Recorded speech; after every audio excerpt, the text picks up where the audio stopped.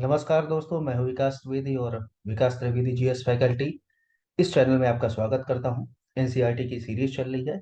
आज एनसीईआरटी की 12th history का तीसरी बुक का दूसरा चैप्टर यानी थीम 11 आपके सामने है और आज ये मैं शुरू करूंगा। बहुत ही इंटरेस्टिंग चैप्टर है दोस्तों।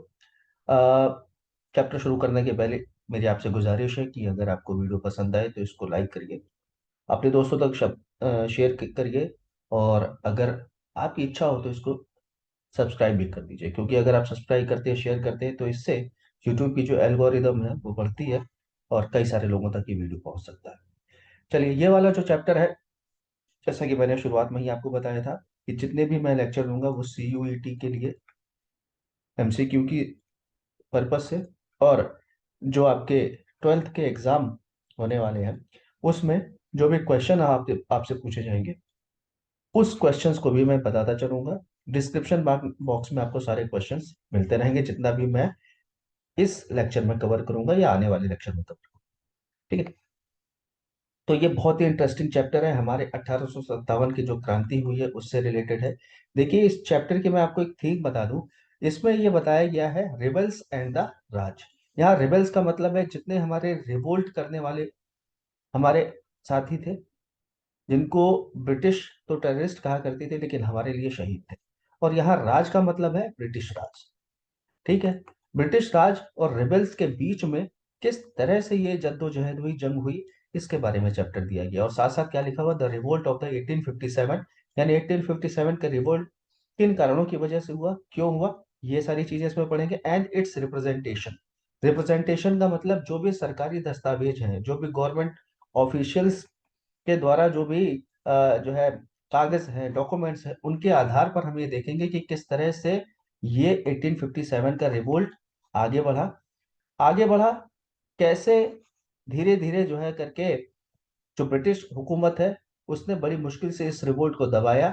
और इस रिवोल्ट के लिए जो सेंटिमेंट्स थे, चाहे वो ब्रिटिश साम्राज्य के सेंटिमेंट हो, ब्रिटिशर्स के लिए, या हिंदुस्तान के लोगों के सेंटिमेंट हो, अपने इन रिबल्स के लिए, इन ये सारी चीजें यहाँ पर बताने की कोशिश की गई है। तो ये चैप्टर जब शुरू होता है, इस चैप्टर के शुरू होने में जो चीज बताई गई है वो मित्रों यह बताई गई है कि 10 मई 1857 को दोपहर के बाद किस तरह से ये म्यूटिनी शुरू हुई और ये रिवोल्ट की आग धीरे धीरे फैलती चली गई। देखिए, यहां पर यह बताया गया है कि 10 मई 1857 को रिवोल्ट शुरू हुई। कहां से शुरू हुई? ये रिवोल्ट आपकी शुरू होती है रमजान के महीने में। देखिए, एक तो होली डेज थे। रमजान का महीना बहुत ही पवित्र महीना मुस्लिम्स के लिए माना जाता है। और यहाँ पर हम ये देखते हैं कि जो रिबेलियन थी, जिन्होंने रिबेल की, वो सारे लोग मेरठ छावनी से आगे बढ़कर कहाँ पे पहुंच रहे हैं? दिल्ली पहुंच रहे हैं। और ये जो दिल्ली पहुंच रहे हैं, तो दिल्ली में बहादुर शाह जफर, जो कि एग्जाइल्ड एक तरह से आप कह सकते हो, मुगल एम्परर थे बहादुर शाह जफर। ये आप यहाँ पर इनकी फोटो देख रहे हो। ठीक है। यहाँ पर मेरठ छावनी में क्रांति होने के बाद जितने भी सैनिक थे, जो भी इंडियन सोल्जर्स थे, ये सोल्जर्स आपके कहाँ बढ़ रहे हैं? मेरठ की तरफ बढ़ रहे हैं। सुबह सुबह का टाइम था, सनराइज हुआ ही था।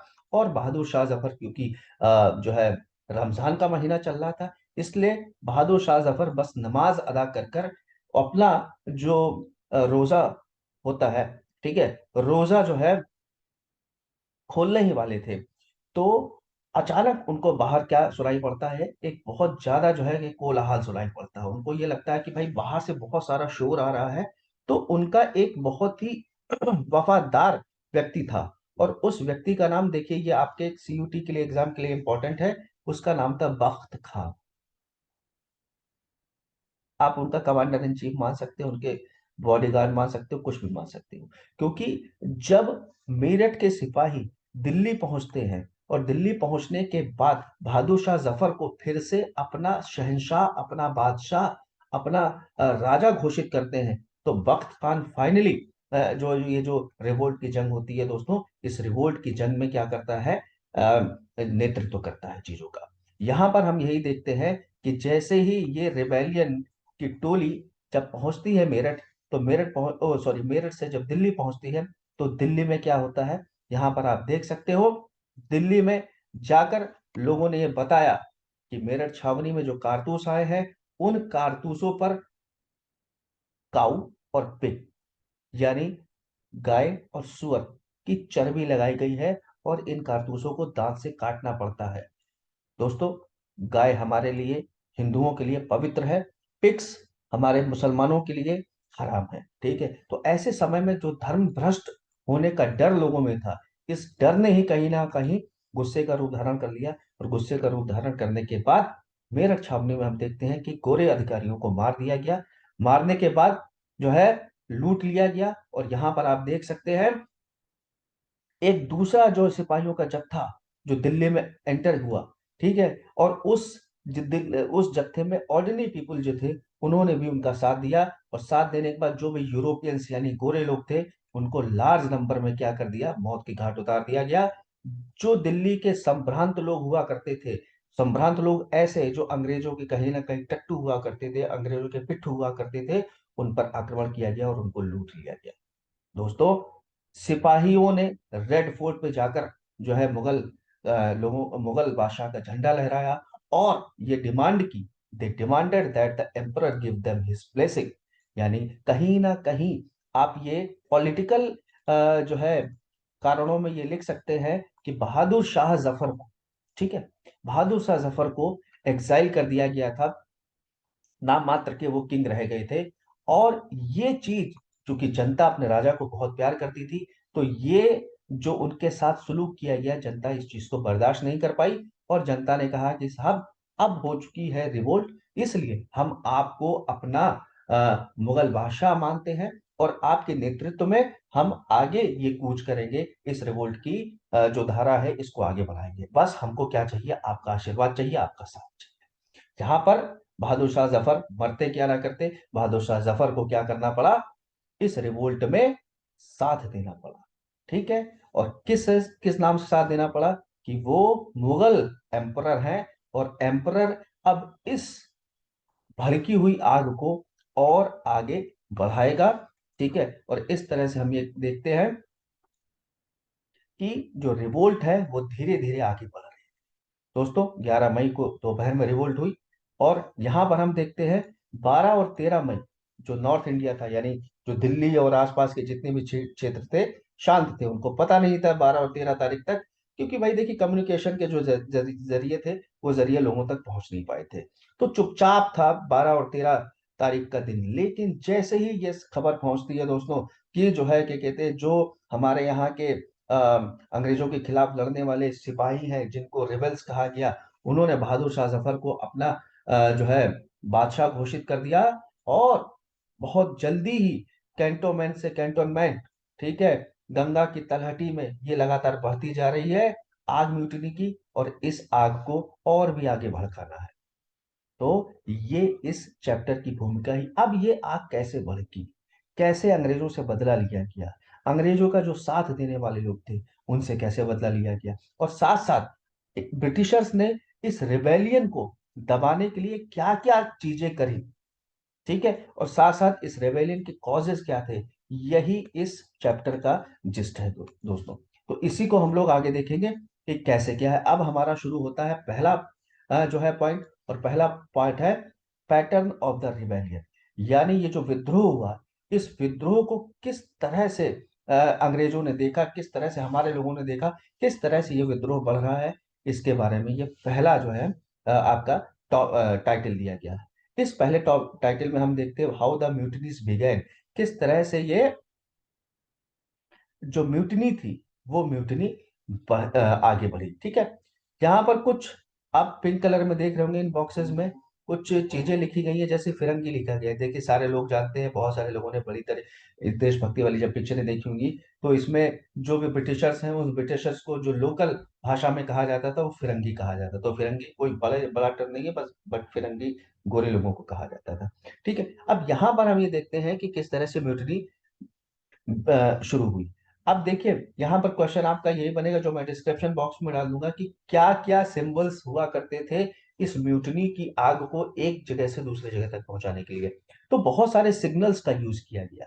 कौन कौन से सिग्नल्स यूज किए गए, कि शाम को जो है क्या किया, क्या किया गया, जो गन है, जो तोप है, उसको फायर किया गया।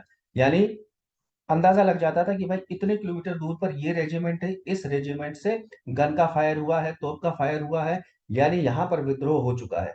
तो इसके बाद वाला जो गांव है, जो रेजिमेंट है, वो सतर्क हो जाए। इसके साथ साथ लोग जो है, जो सिपाही थे, वो बिगुल बजाया करते थे। पौ पौ पौ करके जो बिगुल बजता है। अभी आपने जो है कल 26 जनवरी को आपने देखा होगा कि राष्ट्रपति के जो बॉडीगार्ड्स है, वो बिगुल बजाकर उनका अभिवादन कर रहे हैं। तो यहां पर हम ये देखते हैं कि सिंबल्स, यानी बहुत सारे इशारे किए जाते थे इस क्रांति की आग को आगे फैलाने के लिए। दूसरा क्या किया गया, दूसरा जैसे जहां पे भी क्रांति की आग फैली, तो वहां पर क्या किया गया, सबसे पहले जो हथियार हुआ करते थे, हथियारों को, जो जो आप कह सकते हो शस्त्रागार जिसको हिंदी में बोलते हैं, जहां पर शस्त्र रखे जाते, बंदूकें जाती है, तलवारें रखी जाती थी, बारूद के गोले रखे जाते थे, उन सारी चीजों को अपने कब्जे में किया जाता था।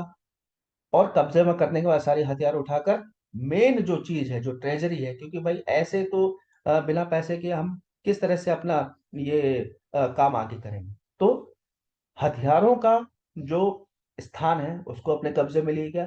और जैसे ही हथियार लोगों के कब्जे में आए, चंद ब्रिटिश लोगों को आराम से उस बंदूक की नोक पर कहा गया, भाई तिजोरी खोलो। तिजोरी खोलने के बाद तिजोरी आपकी पूरी लूट ली गई। इसके बाद जो जेल है, जेल में जो भारतीय लोग बंद है, उनको निकाल लिया गया। खजाने को जो है लूट लिया गया। तो कम्युनिकेशन की जितने भी लाइनें हुआ करती थी, उनको काट दिया। जैसे आप देखते हैं ना, जब कोई विलेन एंट्री करता है पुराने पिक्चरों में, तो वो फोन के तार सबसे पहले काट दिया करता था, ताकि पुलिस को फोन न किया जाए। यानी यहाँ पर टेलीग्राफ जो हुआ करता था, यानी उस समय टेलीग्राफ ही सबसे त्वरित, यानी सबसे क्विक माध्यम हुआ करता था कम्युनिकेशन का, उसको काट दिया गया। रिकॉर्ड रूम जला दिए गए, ठीक है, बड़े बड़े अधिकारियों के बंगला जला दिए गए, सब कुछ मतलब पूरी तरह से तहस नहस कर दिया जाता था।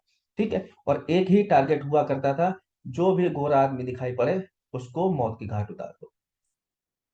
नारेबाजी हुआ करती थी दोस्तों, नारेबाजी। और जो भारत की भाषाएं उस समय हुआ करती थी, उन भाषाओं में, लोकल भाषाओं में नारेबाजी हुआ करती थी। यहाँ हम देखते हैं हिंदू और मुसलमान दोनों मिलकर एक यूनिटी के साथ क्या कर रहे थे, इस आंदोलन को बढ़ा रहे थे, और फिरंगियों को बाहर खदेड़ने के लिए, फिरंगियों को मौत की घाट उतारने के लिए कंधे से कंधा मिलाकर काम कर रहे थे। तो यहाँ पर हम ये देखते हैं कि किस तरह से म्यूटिनी का जो दृश्य था, वो सामने दिखाया गया। ठीक है, म्यूटिनी। और जब सिपाही, आप यहाँ पर फोटो में देख सकते हैं, सिपाही सिपाही किस तरह से जो है अंग्रेजी अधिकारियों को मार रहे हैं। ठीक है, और जब लोगों ने ये देखा, आपने पिछले चैप्टर में देखा था कि किस तरह से जो है ऑप्रेसिव पॉलिसीज जो अंग्रेजों की हुआ करती थी, साहूकारों की हुआ करती थी, मनी लेंडर्स की हुआ करती थी, उससे आम आदमी भी पूरी तरह से त्रस्त हो चुका था। और जब देखा कि जितने भी हमारे सिपाही लोग हैं, वो सिपाही लोग जो है इन अंग्रेजों को मार रहे हैं, तो ऑर्डिनरी पीपुल जितने भी थे, जितने भी साधारण लोग थे, वो सारे लोग भी इस जो है हवन में सम्मिलित हो गए। इस जो है आप कह सकते हो कि आजादी की इस लड़ाई में सम्मिलित हो गए। यहाँ पर आप देख सकते हैं कि लखनऊ में, कानपुर में, बरेली में जितने भी मनी लैंडर्स थे, उनको लूट लिया गया। जितने भी ऐसे सारे धनी लोग थे जिन्होंने आम आदमी का खून चूसा था, इस रेबेल की जो गाज गिरी, वो इन सारे लोगों को पर गिरी। पीजेंट्स, जो आम आदमी था, उन्होंने जो है इस ब्रिटिशर्स को जो है एक दुश्मन की तरह देखा, और ब्रिटिशर्स का साथ देने वाले लोगों को एक दमनकारी लोगों के रूप में देखा। और इसी तरह से हम ये देखते हैं कि हर जगह जो रिबेल थी, उसमें जो मनी लैंडर थे, कोई भी ब्रिटिश अधिकारी मिला, ठीक है, उस वो हो गया। और इसके अलावा जो है महाजन जितने भी लोग थे, इन सारे लोगों का घर लूट लिया गया, पैसा लूट लिया गया, रिकॉर्ड जितने थे, वो सारे रिकॉर्ड जला के खाक कर दिए गए। और साथ साथ हम ये देखते हैं कि ये सारी जितनी भी जद्दोजहद चल रही थी, इस जद्दोजहद को आगे बढ़ाने के लिए विशेष प्रकार के चिन्हों का, विशेष प्रकार के भाषाओं का, और विशेष प्रकार के जो है सिग्नल्स का काम लिया गया, ताकि ये जो रिवेलियन की आग है, जो रिवेलिंग की यात्रा है, वो एक प्लेस से दूसरे प्लेस तक आराम से पहुंचती रहे। तो यहाँ पर ये आपके लिए इंपॉर्टेंट चीजें हुई दोस्तों। यहाँ पर जो आपके लिए इंपॉर्टेंट क्वेश्चन बनेगा, वो क्वेश्चन ये बनेगा, what were the methods to spread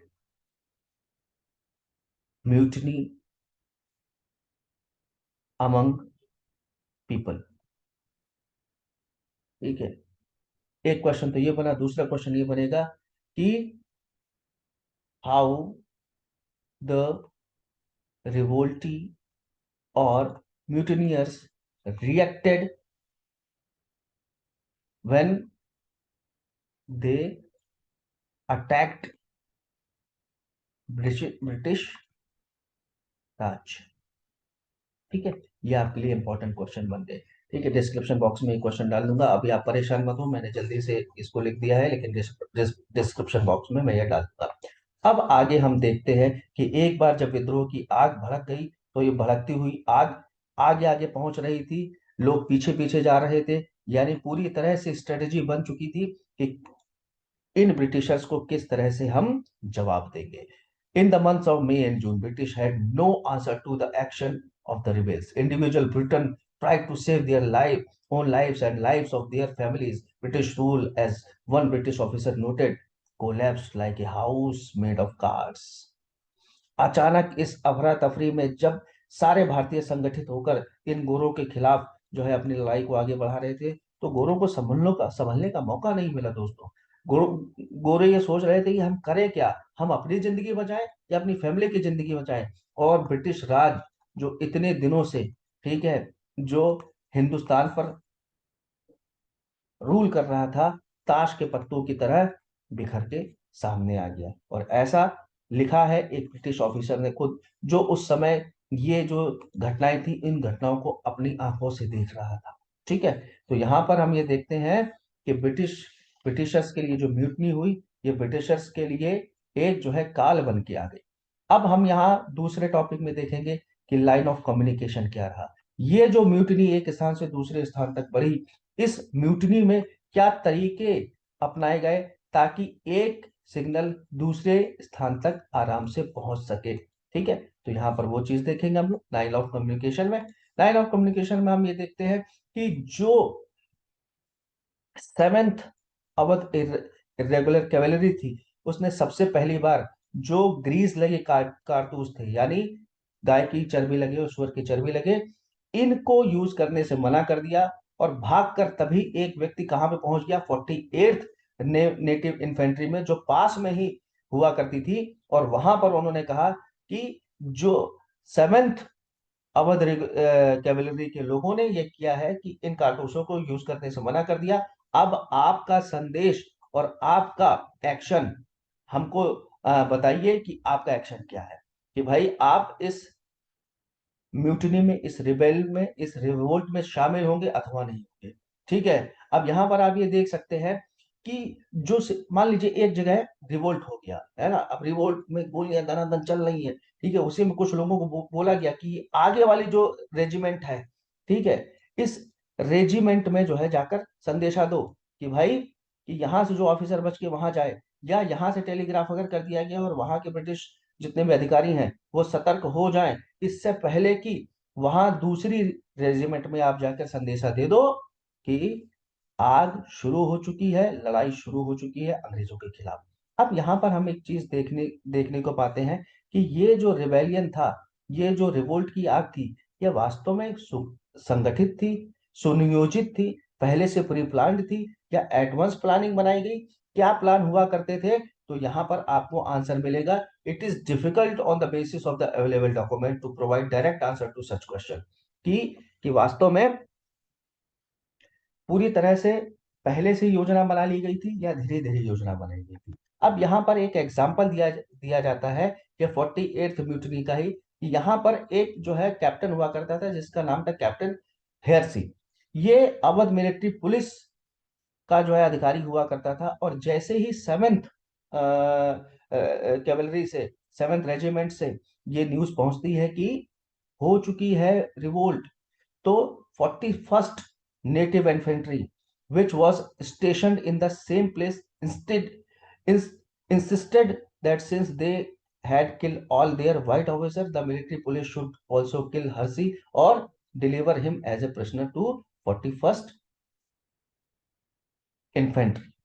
दोस्तों, यहां पर जैसे यहां पर देखिए एक 41st इन्फेंट्री भी थी, और ये 41st इन्फेंट्री जहां पे थी वहीं पर मिलिट्री पुलिस का भी मुख्यालय था। और यहाँ पर जो व्यक्ति गोरा आदमी था उसका नाम था हेयरसी।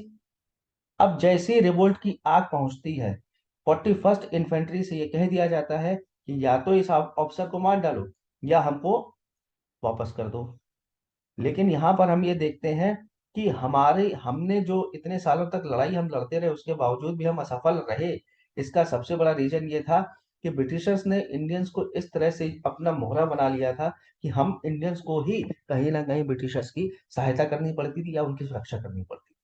और जो 41st आपकी जो है क्या कहते हैं इन्फेंट्री हुआ करती थी, यहाँ पर हम ये देखते हैं कि the military police refuse to do either. Military police ने कहा, मिलिट्री पुलिस कौन, जो हर्षी के नीचे काम कर रही थी, उसने कहा कि भैया ना तो हम इनको मारेंगे ना तो तुम्हारे हवाले करेंगे, ऐसा करो कि एक पंचायत बुलाई जाए। अब ये पंचायत किन लोगों की थी? ये पंचायत उन लोगों की हुआ करती थी जो इंडियन मिलिट्री या आर्मी ऑफिसर हुआ करते थे, और ये बागी लोग थे।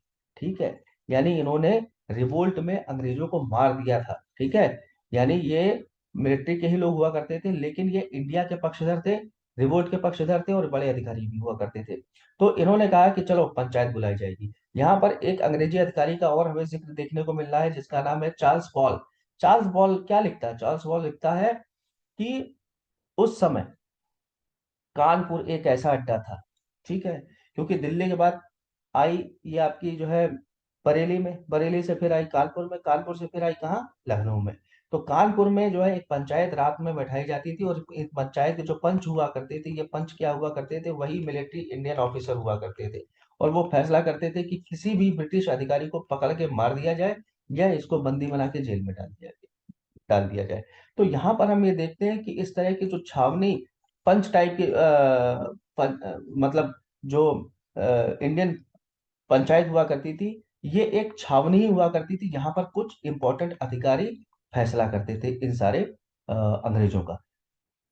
और जितनी भी छावनियां थी उनमें एक जैसा रूटीन हुआ करता था, एक जैसा जो है क्या कहते हैं कामकाज हुआ करता था। तो इसलिए ये कहना थोड़ा सा मुश्किल होगा, it is not difficult to imagine that sitting together to decide their own future the sipahis were the makers of their own rebellion. यानी ये कहना थोड़ा मुश्किल होगा कि ये री सॉरी प्री ऑर्गेनाइज्ड था या नहीं था।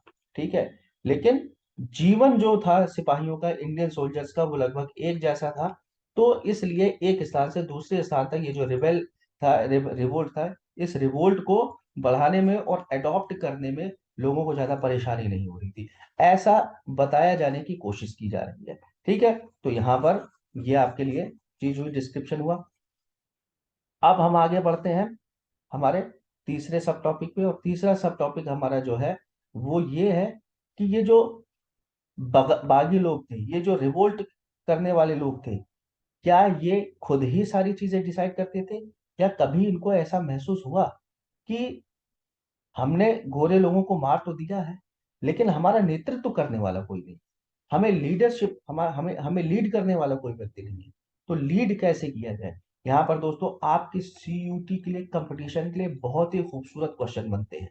और यहाँ पर जो क्वेश्चन बनते हैं वो बनते ये हैं कि कौन सा भारतीय लीडर था, किस जगह था।